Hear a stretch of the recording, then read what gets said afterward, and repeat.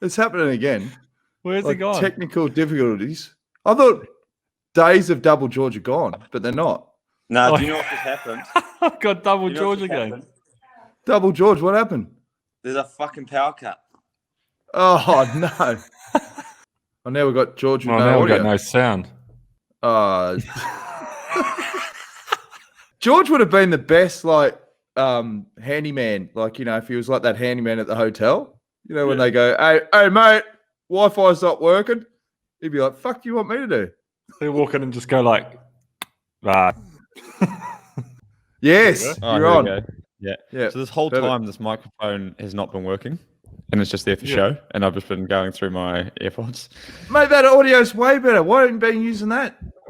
Yeah, because I realized it was in the off position, and now it's in the on position. They get you those buttons. Yeah. When did they introduce those? When did they Tough introduce on and off buttons? Fucking last week, I think. Anyway, all right, let's get into the show, boys. Thank you for being here. You're here on a special. What? So you're not on Wi-Fi, George? No, I'm not on Wi-Fi. Oh, I hope for the best, I suppose. Thank you for being here. You're here on a special day, I'll tell you that. Why is it not working, Jonesy? They don't want to be locked into a house or an apartment. Got to follow the social distancing rule. And some nuff dicks were getting tested, then going in and doing a shop. COVID. I had it. Detective George Bennett. Yeah, he's a bellend. Absolutely.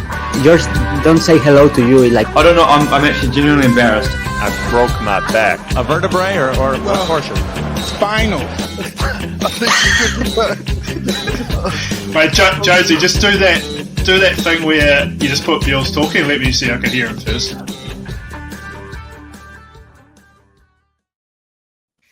G'day, guys. Shit, I've missed that intro. I have. That intro the last few weeks. Has it been 2 weeks? It's good to be back at the social distance podcast. I was thinking that intro might have to change one of the images because George, for maybe 0.1 of a second, was fishing for oysters. It was one of that clear, like when you try and sneak one and you just sort of flick the top house. But there was 0.5 mil of penetration, I think. Don't flick it. Just zoom in Just on to people that can't see you, this just sounds. If people were just tuning in, just on audio right now, that might sound a little bit suspicious. I mean, he's talking about picking the nose. He's not talking about having a bloody. No, of course we're not. I was just said you. Oh, I didn't say picking nose. I said fishing for oysters, so they probably wouldn't have understood. Sorry about that. I think your mind's the only one going down that trail, GB. No one's thinking anything other than that until you mentioned it. Also, when you drink that cup of coffee, you sound like a toilet flushing. What's wrong with your throat? Can we just slurp it into the microphone? Yeah, just like. Do people like that? Does that make good podcasting when you just slurp into the? Oh, see, I want to punch you when you do that. Yeah, that's nails on a chalkboard. That's the thing that makes me hate someone the most is when you eat around someone that eats really loudly. Like I might be pretty messy, but like I don't make noise. But Bewls, you make that tests your friendship, eh? You are a mess. You're a mess. Yeah, I might be messy, but the volume, the decibels coming out of your mouth when you demolish something. Yeah, but that's better because at least it's going in my mouth. Like you can be sure that it's in my mouth with the noise. No. George came around last night. George brought a burrito around last night for dinner. Chilling out, Sunday night takeaway. And he was sitting on my rug eating his burritos are messy. They're messy. But, I mean, there's a certain way you can get around it. And I was sitting on my couch. He's sitting on my rug eating this burrito, and I was just watching it. It'll never be the Do you know the way that you get around it, though? Is you go the vacuum cleaner, you go, and you slurp everything so it doesn't have a chance to go anywhere, and it just sucks it into your mouth. How much are you enjoying this new mic? You're like that guy of Police Academy. Lieutenant Jones. Doing all these sound effects for the first 5 minutes, you busted out 2 sound effects. Be rabbit. I might get my sound effects and check. I was just standing there last night watching George eat with a can of spray and wipe, just ready to every. Do you know what you are? You're that annoying person that cleans up as people are eating. Like you go to his house and you're like, he's already taken your plate away and you haven't finished, and he's just cleaning up around you, like permanently cleaning up around you. My mum's like that. She hates But it. I'm a massive One fan. crumb, it's like breakdown. I always clean as I cook. Like it's one thing. But it's so unsettling. You go and sit down somewhere and you're just cleaning up shit, and you're like, I just want to relax. I just want to eat my burrito. And you're like, oh, have you finished that yet? Yeah, but not when you're taking my plate away halfway through my last bite. Like I feel stressed. I feel like I've got to take up your method and inhale the burrito. But am I detecting a bit of is there COVID tension? Is there COVID tension building in this off season? There's plenty of tension between George and I. Always is. I mean, so what do we got? What do we got coming on the show, Skip? We got a big one. Yeah, we got a big one actually. We've got a number of topics we're going to cover as we always do, and they'll just slide into the show as we see fit. There's no format, but I thought we'd just have a bit of a catch up. I had surgery. Look at this bastard on my arm. For those who are listening, whoa! There's a picture on my arm. It looks like a fucking cannon from the Civil War, the American Civil War. Look at the size of the bastard. Sorry, but I know it was a serious op, but that just looks like wastage. I mean, for people that aren't watching this, you have chewed through at least 6 rolls of bandage there. Oh, mate, it's honestly like a doner kebab. You know when you go to the kebab shop and they peel bits of meat off? That big thing like that? It does. That's exactly the size of his hand. And the shape of it, like the roundness. Yeah. You just need that metal thing to start shaving your bloody bandages back. Well, they did a bit of shaving in the op. They shaved some bone off my pelvis and put it in my wrist. So how was the op? Yeah, it was a bit of a major in the end, eh? I'll tell you what, I'm bloody happy to have it behind me though, because it's been a real pain in the ass for months now. But yeah, it was a big op by the sounds of things. So they did a full wrist reconstruction, and that basically entailed the surgeon came into my room before I went in under the knife and gave me the rundown of what he was going to do, and I was just sitting there thinking, what the fuck am I doing? Like, Jesus. And basically they broke the there's the 2 bones in the wrist, the radius and the ulnar, the 2 big bones. They broke the radius in 3 spots, it was in like a triangle format.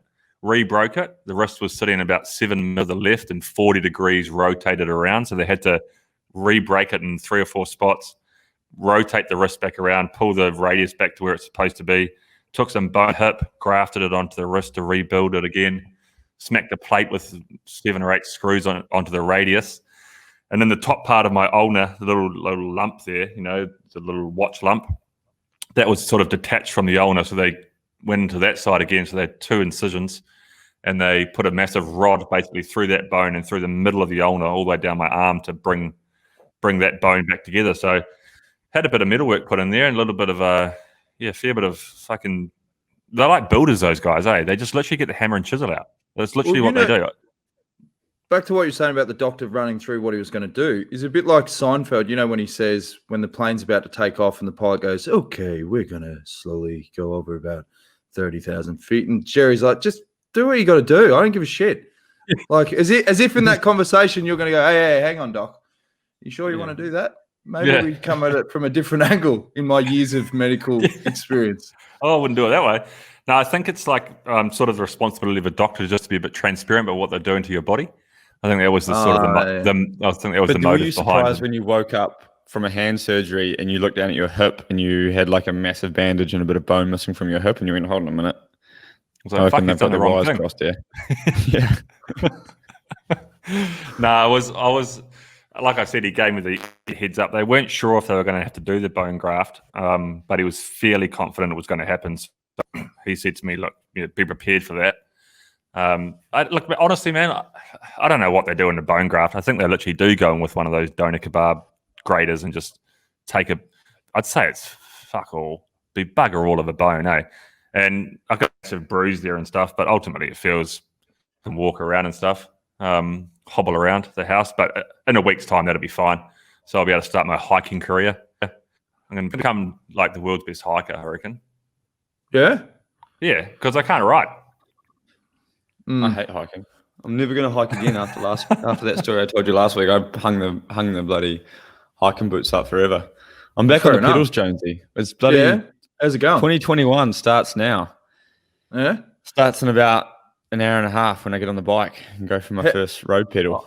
Oh, it's nice to say it's good that you've scheduled it in for an hour and a half. I was waiting for you to go in about 20 minutes. I'm heading out, so I've got to go early, boys. I've got to go early.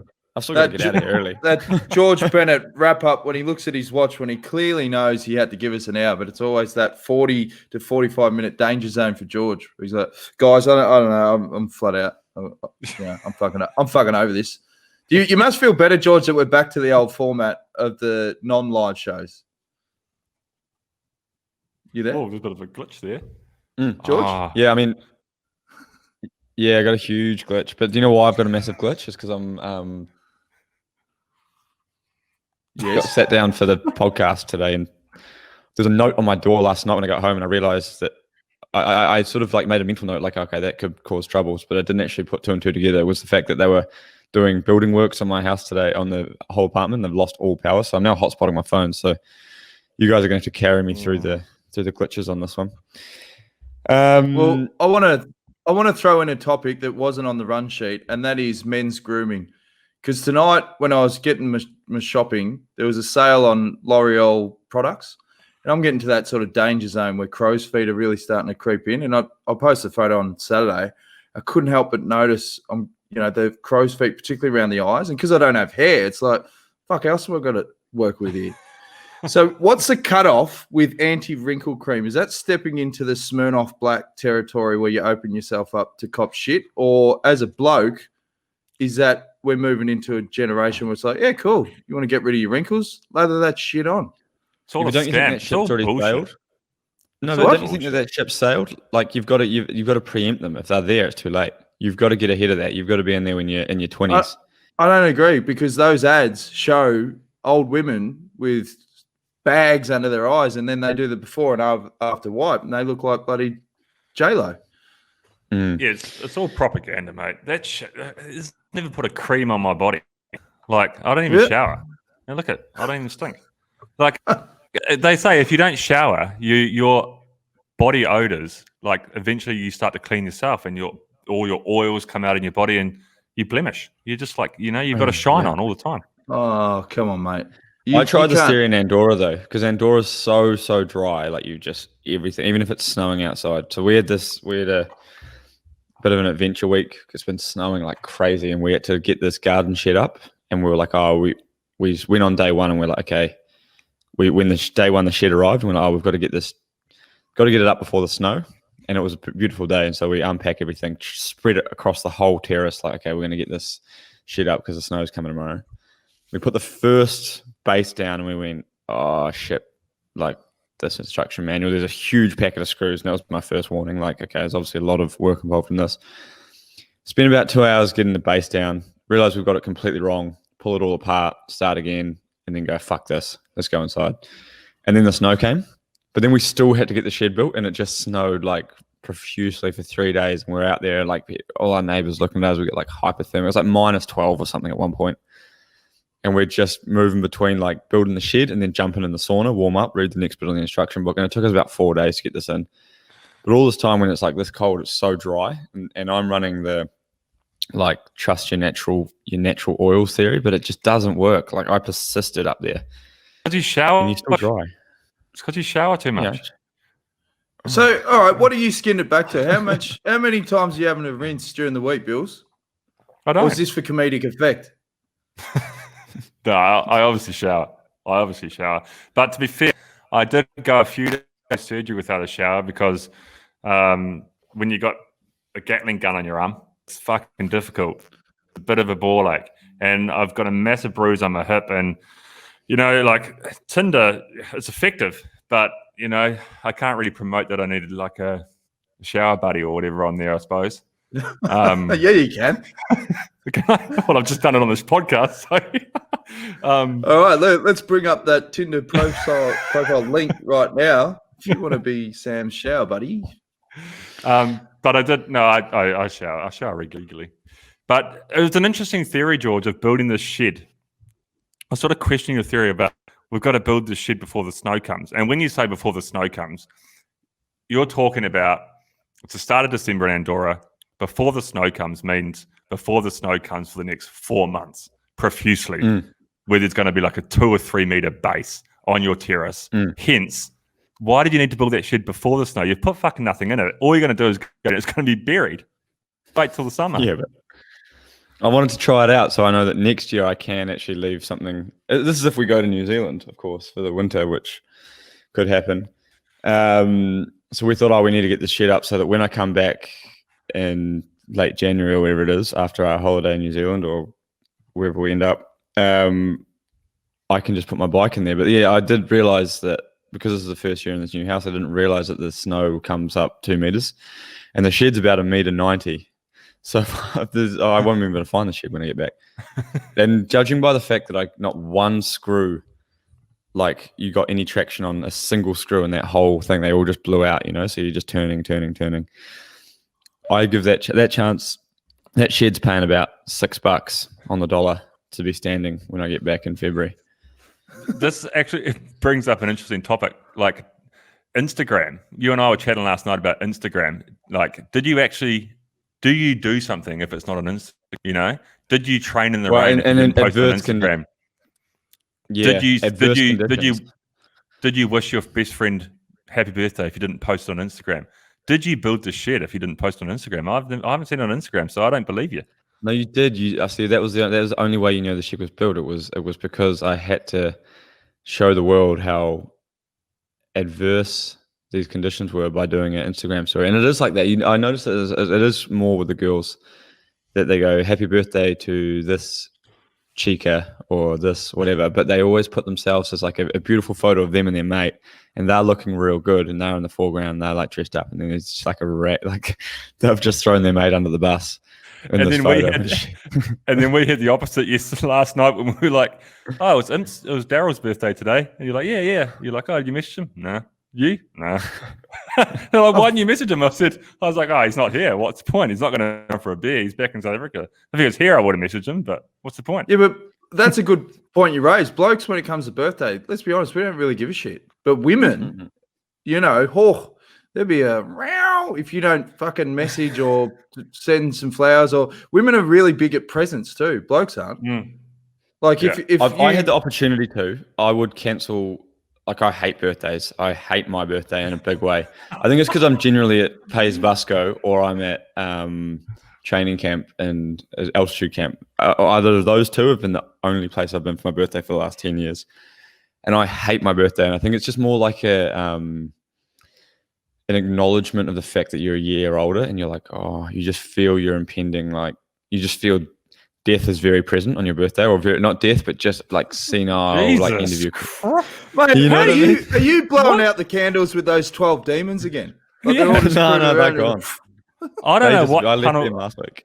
I don't know what fucking tunnel you view life at, mate, but you need to get into another one ASAP. No, but you know what I mean? Like, it's just a reminder. Like, oh yeah, one more year. I don't think about it all year. I don't think about it for 364 days a year. But on your birthday, you're like, shit, I'm not the young guy anymore, Like, there's something about being a young up and comer, and then when you like roll to like 29, and the big one was when I went to 30, I went, now's actually the time where you can't get away with being done on potential. Like, everyone's go, he's got a lot of potential, he's got a big engine, that guy, but yeah, he just hasn't shown it.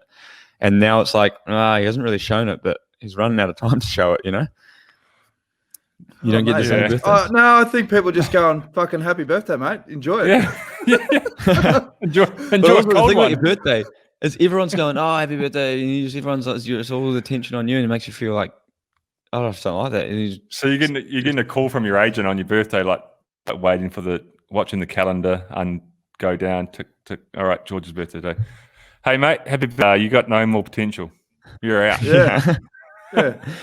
Well, there's a ring to it, though, isn't it? Like, the 29-year-old, it's a few years there. 30-year-old, okay. Mate, I'm almost 40. I don't give a shit. No, jeez. Who cares? Age is a load of shit. Yeah. I was on the Boneyard walk today with Uncle Mikey, and we were talking about the same thing. He's 55. He's getting older. Not long left for Uncle Mikey. Yeah. So I said to him, we were talking about age. And he goes, no, I saw this really good doco that Nick Cave did. It's about instead of looking at it as age, look at it as days. And when he turned 55, it was 20,000 days. And it was all about, what did you learn in that time and all this sort of shit. Just basically, I can't imagine Nick Cave had an overly positive outlook on life. I mean, he's one of the darkest people I've ever seen in my life. I mean, you listen to look at the word. He's not far off you, mate. Like you're in the same sort of areas, Line and Leaf. You're the Nick Cave of cycling. But like, look with days, it's true. Like you're 54, and then you wake up the next day, you're 55. You're only a day older. You're not a year older. It goes quick though, doesn't it? Birthdays. But we've gone off topic from Instagram. So on my birthday, are you going to put a photo of me? A photo of you with me in the background in a compromising position, saying "Happy birthday to this one." This one is the worst thing. I said this one or this Chico. Special or this Chico. The special one. Special one is what gets me, I think. Well, I don't for even your birthday, I'm going to pick the most depressing looking photo of you and just post it with no words. Exactly. Yeah. That's it. Or you can put like a maybe a poem, like a like a little like the like an Anzac poem or something. Haiku no, I'm going to put a quote from someone famous about wasted potential. That's quite good. Angry looking photo, bang. Not even happy birthday. Hey, I'll tell you one trick to not aging. This is a trick that I fucking stand by, and I'll stand by until the day I die. And hopefully that's a long way away if this trick is of any benefit. Siestas. If you have a siesta every day for however long it needs, 20-minute power nap, 2-hour nap, whatever, you are, what is it, Jonesy? 37% less likely to have cardiac disease. So take that into your life, George. It's true. It's true. They've done studies. Do you know what that is? That's stats matching that's cause doesn't mean correlation doesn't mean causation. Like it's probably because people that do is that even a word? You always make words up on the show. Yeah. I don't know if it's a word, but do you know what I mean? Like it means I'm going to Google it right now. Causation. I would Google it, but I got no internet because I got no power. Causation. So anyway, go on your rant about causation. No, it is a word. Okay, the action of causing something. Oh, of course it's a word. Well done, George. You idiots. You morons. So what's this relate to Avo Kip? Oh, he's frozen. It's because okay, so let's say that he's yep. All right. Say. Okay, so people that have siestas have just gone out and bloody flogged themselves for 4 hours on a bike, and they come back and they're asleep. That's why they're not having heart attacks. No. Yes. No. What? You don't have to be a bike rider to have a siesta. Yeah, we're back. Okay, you can go for a run, but you need a siesta. No, George. The guts of it is the healing qualities of sleep. Swain Tuft used to always say, an extra hour of sleep at night will be far better than any supplements you can take. Any of these, like, you need to take more of the whatever. 1 hour sleep will knock that for 6. And the importance of good sleep is huge. Sleeping pill, is that a supplement? Does that count as a what does he feel about that then? Loves it. I don't recommend that for a siesta. But look, mate, siestas is a very Spanish thing, and I don't know if it started in Spain or whether it started in South America or whatever, but it's quite Hispanic. And you can't tell me that every person in Spain, the siesta is rife in Spain. We see it. The shops closed, the restaurants closed for 2 hours every afternoon. 2 to 4 is siesta time. Not all of those people are athletes or runners or bike riders or recreational sports. There you go. You just answered your own question. Because no, you told me they had to go. You've gone for a run. Well, then you go, well, the people that have caused it just means that people that have siestas are in the Mediterranean and they live a healthier life. And they live longer. How many old farts do you see in Spain? They're everywhere. Exactly. But that might not be because they have a siesta. That just means that it is part of Spanish culture. There's less is having after a siesta. COVID. But yeah, but in general, I mean, when I first moved to G-Town, I hated siestas because that 2 to 4, you're like, you lazy bastards. I need to do my shopping. Give me the Australian, New Zealand schedule any day of the week. But then I grew to love the siestas. Those late night strolls when shops are open at 7:30, that is right in the sweet spot. Like, Mate, and then I shut it down. It's awesome. I hate the New Zealand Australian style. Like when you're an athlete, speaking as a bike rider, like if you have a 5-hour ride or a 6-hour ride and you get training at 4, you're like in a rush to get to the shop before they close at 5. Shit, I got to go buy some new jocks, or I got to go and have a haircut or whatever. You got till 5. You're on a fucking time limit, and then after 5, you're sitting around going, well, now what? Here, and you come back from training at 4. You have some lunch, nice like cruisy lunch. Shut it down for 40 minutes.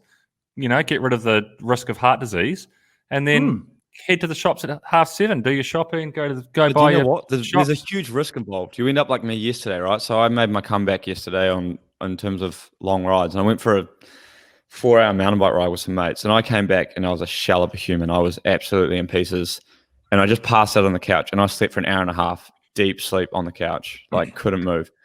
Then the problem from that is I was shit house for the rest of the afternoon. I got up, I was groggy, I was grumpy. I was like, I just couldn't, just terrible, in a bad state, like going deep. And then about 9 p.m, I start chirping up. And then you go to bed, you're like, okay, curfew's at 10, so you got to be home. And then at 10 o'clock, I just hit my straps and I start peaking. And then I'm just running around the house, cleaning shit, doing all sorts. You get to midnight and you're like, oh, okay, now I've got a podcast in a few hours, trying to go to sleep. And then you end up losing sleep. So, hey, well, mate, you're the one who said let's do it at 9 a.m. So that's on you. I'll be more than happy at 9:30. Oh no, it's really 9:30. I gotta go. No, but you got a sweet spot, and there is studies about napping, and see you, George. There is sweet spots with napping, and they say the power nap 20 minutes, 25 minutes is ideal, and that is true. If you can shut it down for 20 minutes, you wake up and you feel $1 million. If you missed the 20-minute window, I think it goes into like 2 hours or something. So if you wake up in like an hour, it's all about circadian rhythm. So if you wake up like an hour into your nap, you are going to be circadian. Is it circadian rhythm? Don't talk to George about busting out this bloody long words and shit. It's circadian, isn't it what it's called? Circadian rhythm. Well, one other thing. What do you think then, George, about the late dinners? Because fucking restaurants don't open till 8:30 in Spain. Oh, see, I'm a big fan of that though. I'm a big fan of late dinners. Because I don't go to bed until, I don't know, 11:30. And it's just a bit more social, because then I can go. It depends though. In winter, I don't know. I think we should eat to the seasons.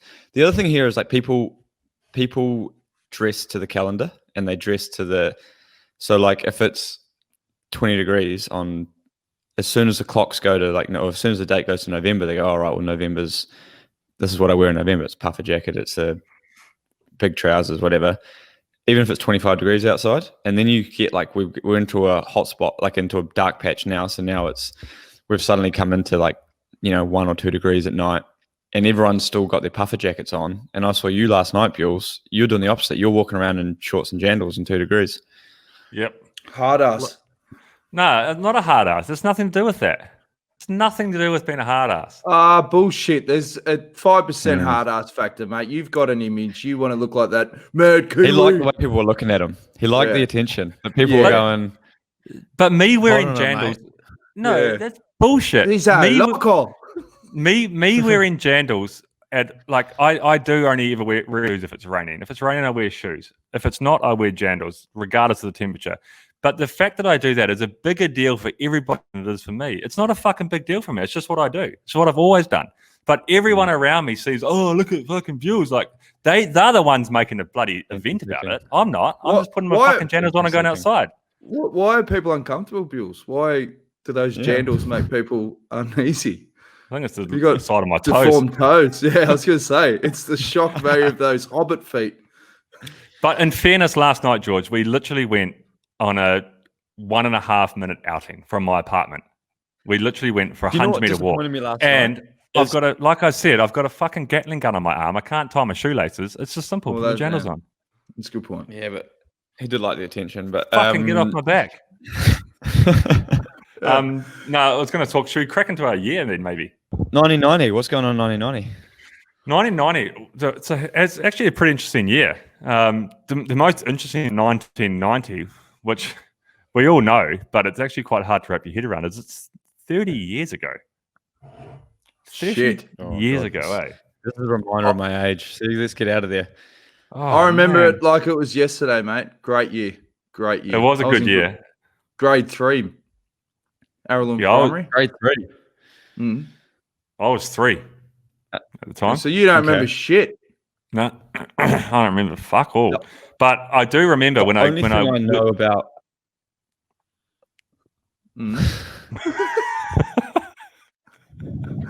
Yes, George. George you're about to go postal, mate. You are about to go full postal on this show. Nothing shits me more than hotspotting off my phone. Okay, so 1990. The only thing I know about 1990 was that Nelson Mandela was let out of jail, and that's why my parents named me after. George. No, Nelson. George Nelson Bennett. And everyone at school thought that my parents had called me Nelson because I was born in Nelson. At which I used to think that. And everyone thought like, oh, that's pretty weird that your parents put your middle name after the town you were born. But okay, moving on. But my parents actually because it was the year Nelson Mandela was let out of jail. Did you hear the joke that Ricky Gervais told in his Netflix special where he said Nelson Mandela, it really shows that the rehabilitation prison program works?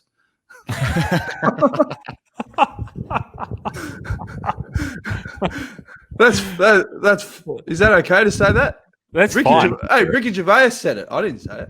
Yeah, and there's nothing wrong with the joke in context. Yeah, and none of us believe that. So he's a bloody stand-up guy. But yeah, he was released from jail in 1990, and he went straight into a leader of the was it Congressional Party? What was his party? But he went straight into the leadership of it out of jail. ANC. Yeah. So he that was a big moment for South Africa, and then obviously not long after became the president of South Africa and did some pretty good things. So there's a lot going on. Also, East and West Germany formally reunited and became Germany. Shared currencies, shared everything. And that was because that was the finish of the Berlin Wall. I think they started knocking the Berlin Wall down in 87. Was that 89, I think? Oh, 89, around there? Maybe, yeah. David Hasselhoff was like up on stage singing songs, and he was like a big face of it all. The Hoff. Fuck sakes. It was. He's like, it was huge in Germany. And he sang some song about it. The Hoff. Yeah, right. Yeah, that's ridiculous. Yeah. But yeah, they became one.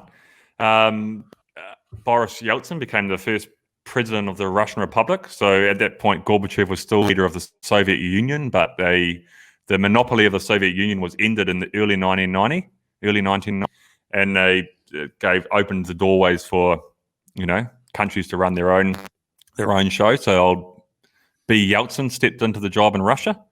The English and the French, the English Tunnel. Is it called the English Tunnel? That's what it's called, eh? Yeah, why'd they claim the French Tunnel? Yeah, why'd the English claim it? I was going to say. No, I think the French call it the French Tunnel, and we call it, and we've just jumped on the English bandwagon and gone, the English Tunnel. Commonwealth country. I think it's actually called the Channel. They call it the Channel, don't they? The Channel Tunnel. Oh, yeah, that's the Channel Tunnel. Yeah. So it's the tunnel. So they met. The French and the English, obviously digging from two sides of the channel, met for the first time in 1990. So it's a bit going on actually. March a step down. That nut. Can you call it? I just remember 1990. I was obsessed with Ninja Turtles. Like they were huge in Australia. Like man, all I do is play with turtles or draw turtles or watch them on TV. Like just couldn't get enough of the turtles. And now it's good because like Willie, who's 3.5, I'm starting to get him into the turtles. Except it's getting a bit dicey because as a parent, you draw the line with like he wants to grab like the swords and like the Raphael bloody stab stick. And as a 3.5-year-old, you remember what it was like. You just want to be a turtle and just fucking start stabbing shit. But you just got to sort of find a balance. Like you just got to do that stabbing without mum seeing it. Well, I always thought that the trident, the who was rocking the three spokes, that's Raph. Oh, that's Raph with the okay. Yeah, he was always my choice because one guy gets a short straw, one guy gets a stick. Donatello. Donna. Yeah. Donatello, he was the man. He was the purple one, eh? He used to create shit. Whereas I love Michelangelo because he just did not give a fuck. Just cracking What did he run? Nunchucks. And he was smashing pizzas, dropping really good zinger one-liners. Awesome. So you got 4 turtles, or was it? I thought there was 5 though. No, there's Leo, Donnie, Raph, and Mike. And then you got Splinter. You're a bit like Splinter, that angry old bastard. The old rat. You didn't get like Jackson Pollock? It's not a new edition. Yeah, that's the Aussie version. Why name them all after like artists? Michelangelo, Leonardo.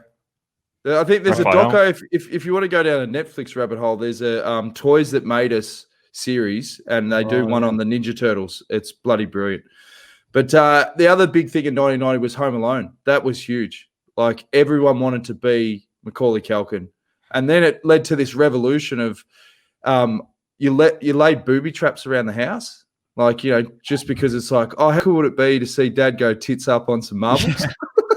But some of them were legal. I remember the ones we made at the beach where we used to dig out a massive hole at the beach, put a blanket over it, and then put sand on there and just take someone to steam through it and break both their legs. Because in the movies, like Joe Pesci, he's breaking vertebrae, but he just bounces straight up. And he goes, he's a little bitch. Whereas in real life, Dad didn't get up as gingerly when he tripped ass up under his breath. Nah. And do you know that you spoke of that show, Toys That Made Us? There's actually a Netflix doco, same line, called Movies That Made Us. Yeah, brilliant. Have you seen the one about Home Alone? When they awesome. I can't remember the network that was behind it. I think it was Warner Brothers. Warner Brothers. And then it was massively over budget, and they shut it down. They're like, "Fuck it, we're just like this movie's shit out. It's massively over budget. We're just going to shut it down." So then someone else bought it. Maybe Universal or something. Universal, someone bought it, and they're like, "Oh, we'll take on the burden," and it became one of the biggest movies in history, franchise movie. The story about that. So the representative of Warner Brothers, they built this sort of makeshift hub in Chicago at this secondary school, and the guy from Warner Brothers went around and told everyone in the production department, "All right, sorry, we're shutting the film down. It's all over." A guy followed him from Universal, and as soon as he'd done his spill, he left. He came in and said, no, it's all bullshit. Here's a couple of T-shirts from Universal. It's back on. Don't worry. And just went around and followed the guy, and it was hilarious. And then when the Warner Brothers guy left, he's like, yeah, no, that was tough. And he's looking back, and they're all wearing these Universal shirts. It's like, show goes on. I think it was shit. They said Joe Pesci was a real prick on set. Like he was real, like played golf. These are the times you've got me. Fucking that's it. Like just a real ass. But I think he is in real life. He's talk shows. He's just like a Italian little mafia dude. Pesci. I think he's American, but he's American Italian. But then Simpsons, I think, came about 6 months later in Australia because Simpsons had caused this massive wave in America. So we were getting the toys first. I remember going, "Fuck's this yellow stuff?" Like, no, stick with the Turtles. But then the Bartman song was released, I think, in 91. But the Simpsons, there was this huge wave and just instantly fucking took off. Like everyone was obsessed with the Simpsons. Couldn't get enough merch. Around before the 90s. When did they debut? Not 89 in America, I think. No, 89. Really? Was it that? We didn't get it in Australia. It was like New Zealand, I think Jaws just come out the cinemas last week. Did you see that that Simpsons have finally got around to taking on cycling culture? And for me, it was such an accurate representation. Can you? I think we might have a video about it. That's gold. That's actually not bad. Pedestrians or vehicles, make a choice. Never. It's like the rules of the road don't apply to them. That's awesome. That's a good find, George. Yeah, well done, George. You dug out a good one there, mate. So back to 1990. That was part of 1990. I'll run through my little Billboard Hottest 100 top 10 songs of 1990. I don't recognize half these fucking songs. Before you do, I reckon Roxette has to be in there. Keep going. Okay. Do you want to take a bit of where Roxette is? Listen to Your Heart, Pretty Woman soundtrack. I reckon, geez, that was number one in Australia for a long time. I reckon it's at least top 3. Pretty Woman did come out in 1990. so it's not a bad bet. George, what do you reckon about Roxette?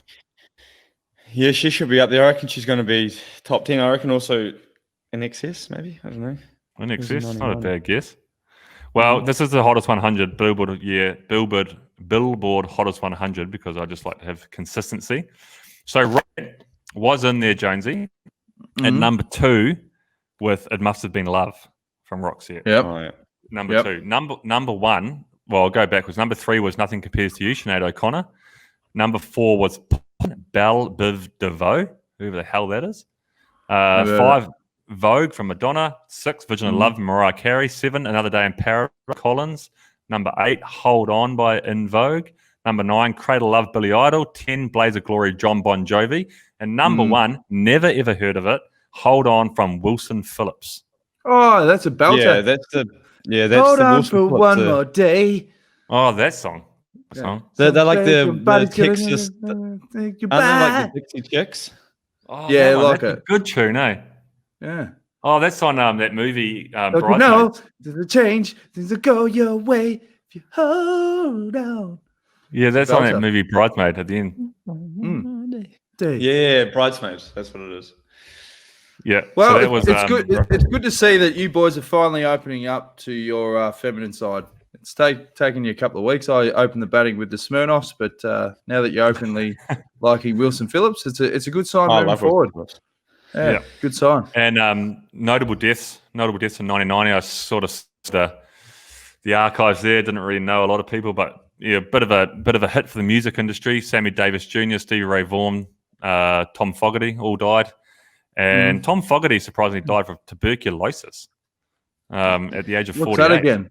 I've heard of tuberculosis, but what is that? I think it's a bit of an old disease, no? Tuberculosis is like what you get from. Oh, I'm thinking of. You think of deep vein thrombosis. You know what I like about you, George? Is even if you don't know, you talk your way through trying to find that answer in your head. Like you go, yeah, no, that's and then you get halfway through and you go, oh, fuck, hang on.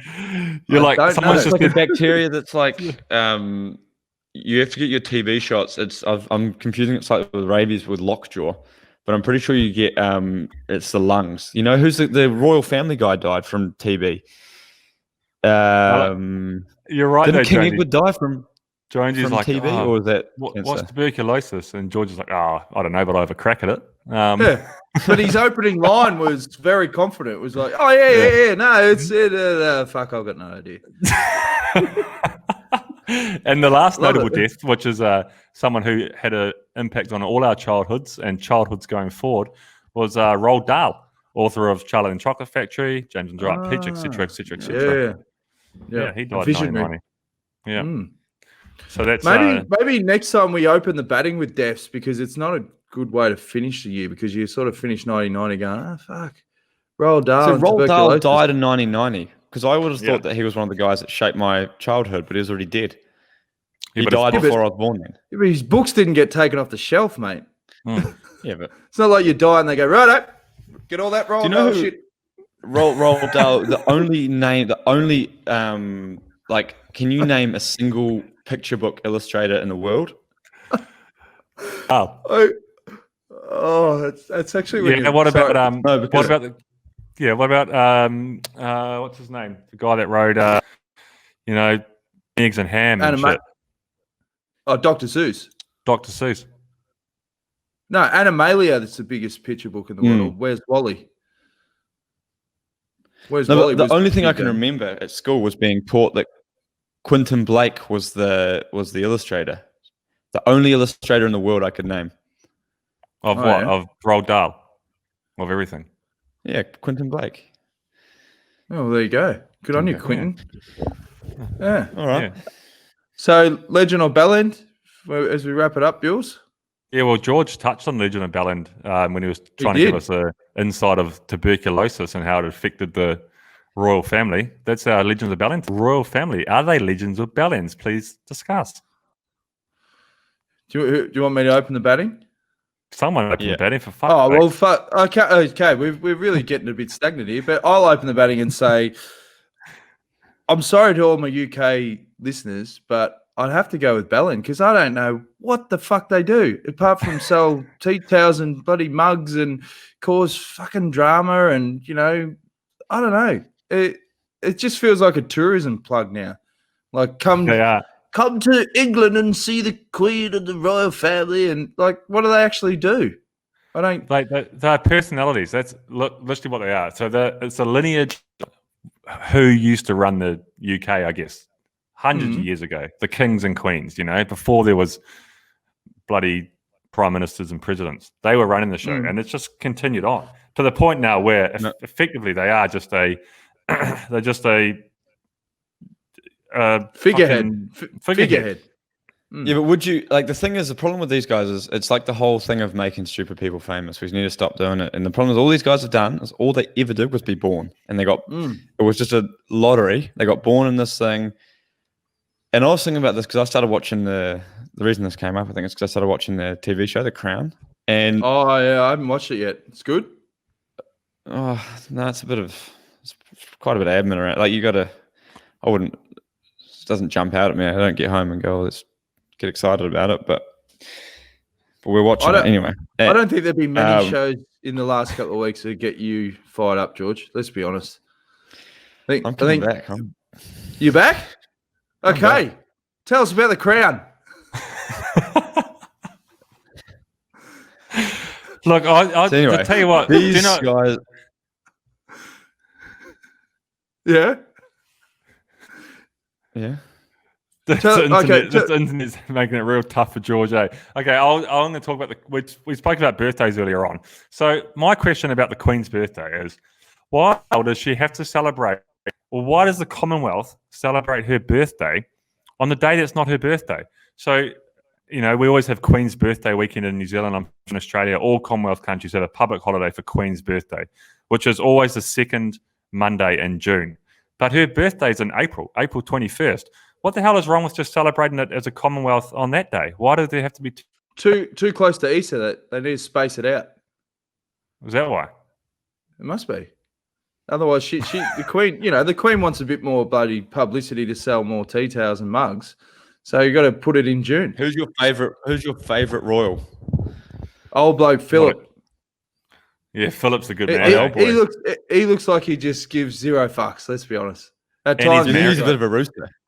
Yeah, he's a rooster, and he's married into it as well. So he's like kind of I'm sort of in it, but sort of not. Like, he's just a classic. Hey, he is a classic.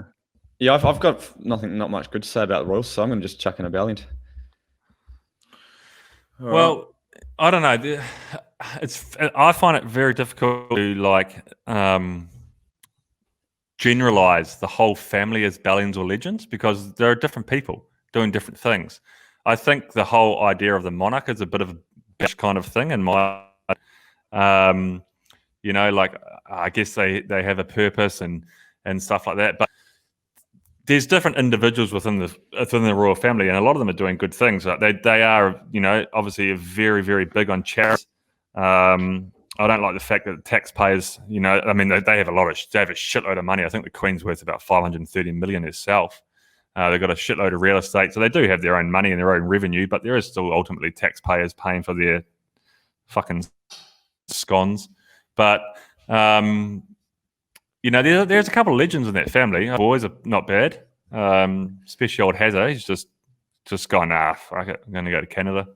What shit timing though for them? What shit timing for them to go? Nah, we're going to go out and do our own thing. And Megan's in the background going, "Oh my god, we're going to clean up on the public speaking scene, and I'll get all these movie roles and seriously, get the fuck out." And he's like, "Oh geez, I don't know, it might cause a bit of shit. Don't worry about it. We've got it sorted." Okay, finally does it, and they go, "Bang, 2020, COVID, you fuck." Do you know what's also was a big there's been a couple of nightmare decisions, and one of the ones I saw was have you ever seen Charles left smoking hot Diana for Camilla? And I thought that was a real rough decision. But that's actually another good point. Charles is not bad. I think but we spoke of Prince Philip being our favourite. Diana's got to be up there. She was a good sort. Like all of these people who are good sorts are married in. They're not in the lineage. No, they're not born. So I just remember from Diana, her walking through the minefield. She walked through with the explosive mask on. That's the only picture of her I've got from my childhood. Which ultimately wasn't going to do anything if she stood on a landmine. But she was a good sort, and like with the exception of Harry, I don't mind the boys. I don't mind Harry and William. I don't mind those guys. Like, do you know that William? He's the president or the CEO of one of the football clubs, one of the Premier League football clubs. Is he? Yeah, I can't remember which one now. But he's the president, and he's a bit of a laugh. I saw him on this talk show. They were talking about the Premier League and stuff, and he's like he's into it. He's into it. I don't mind those guys. I don't mind the Queen. She's doing nothing wrong.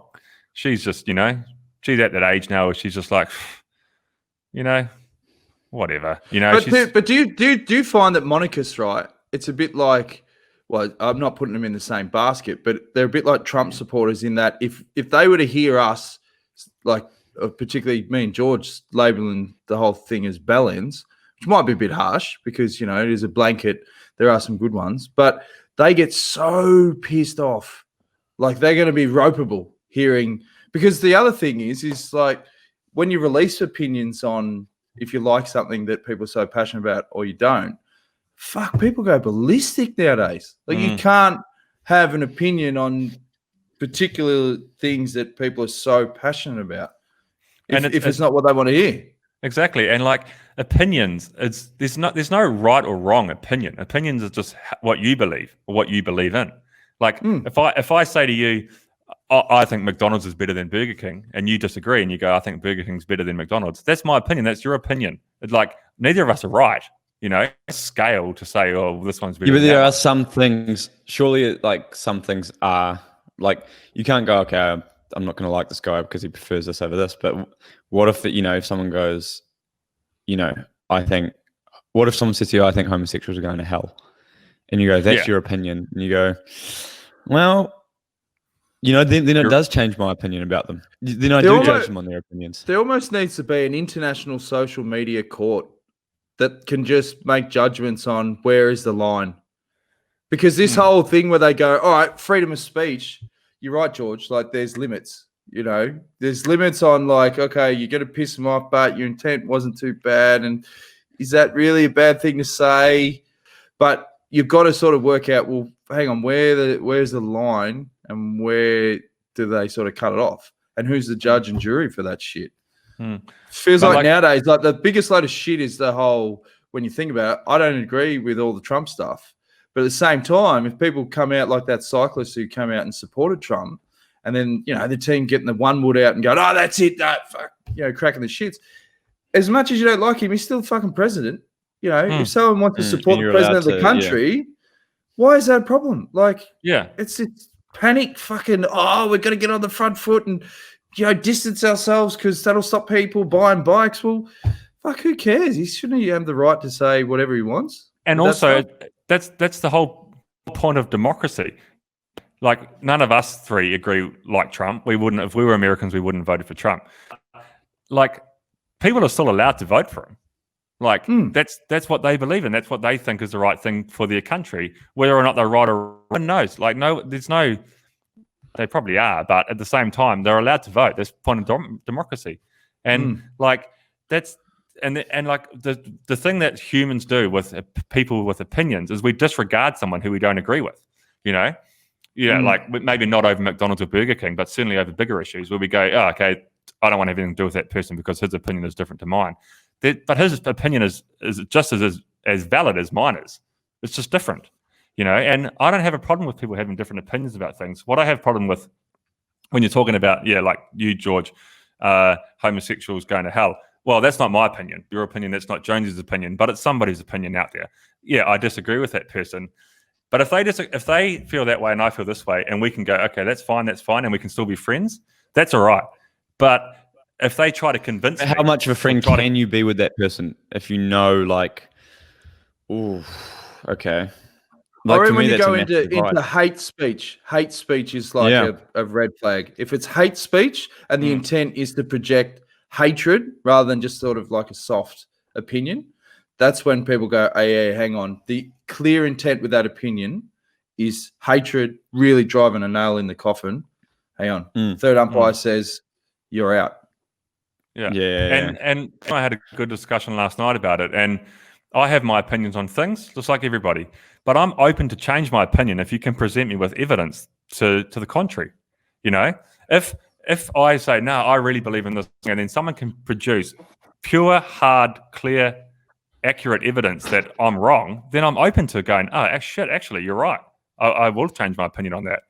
And if you can't do that, then I'm sticking with my opinion. Simple as that. You know, another thing this sort of leads to, I know George wants to get the fuck out of here, but we'll be quick, is when I went down that rabbit hole, listened to like motivational talks and all this sort of shit.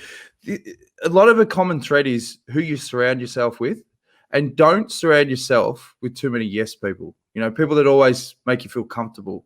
Like, you've got to have difference of opinion. You've got to have people that challenge you at times. And like, as you said, we don't always have to agree, but even in our friendship circle, there's been times where you've had to step in and say shit that makes you uncomfortable for the benefit of making positive change. Like when we were at that bakery that time I mentioned on the show before, Bewls, and you go, Jonesy, fuck, you're going hard on the chonks and pies, mate. You know, you're bloody blown up. You look like you've been sort of stung by a few bees there. You might need to rein it in. They're the people that you need to surround yourself with. And even George, I like George's filter. If he gets red flagged where it's like, hey, no, you kiss him ass too hard, George will actually go on the attack and say, I don't want to hear that shit. Don't tell me I'm going good. I don't want people wishing me happy birthday. Exactly. So I think when you think about it, George's system is probably bang on. Yeah. Cut the shit. Yeah. Keep it real. Keep it real. All right. That's there you go. Wisdom to go out on. Bloody oath. Yeah. I agree with that. Strong areas. Oh, well, so what's your vote? Legend or ballad for the royal family, Bewls? I'll just say legends. I don't like the monarch, but I think I can't put a blanket statement over everybody. There's a lot of individuals. There's certainly some Ballins in there. There's certainly some legends in there. So give them that. Lion ball. If you're British and you're a monarchist, if you're British and you're a monarchist and you're in Girona and you're on Tinder, swipe right.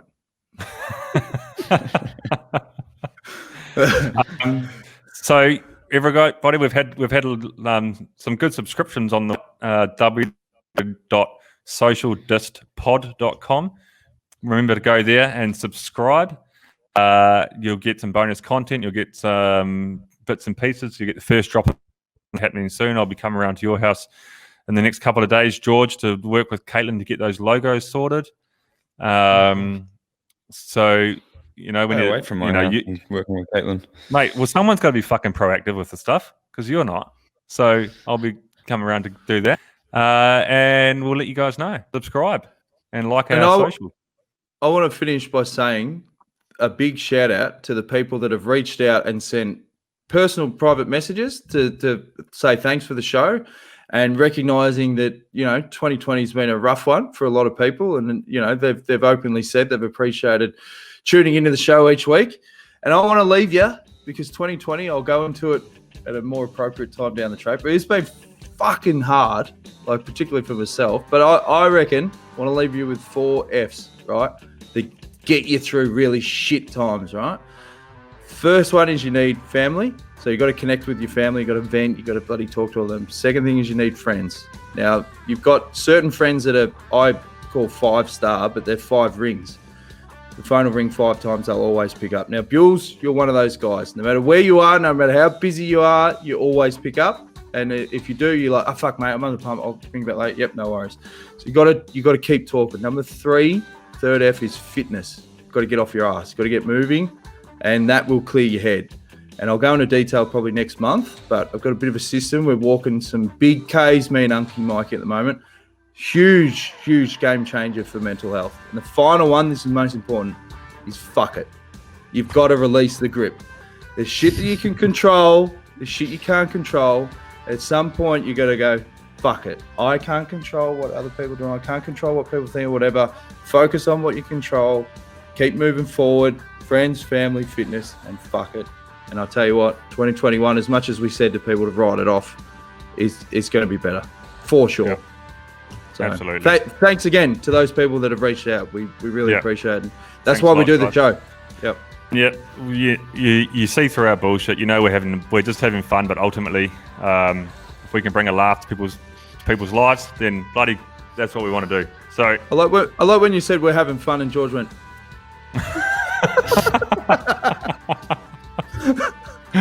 Well, I'm having fun. I am. I'm loving it. I'm fighting some real technical difficulties today. I can hear about every 6 words. So, okay. Well, you have to watch the show back and figure out what Jones just said. Righto, guys. See you next week. Thanks for listening.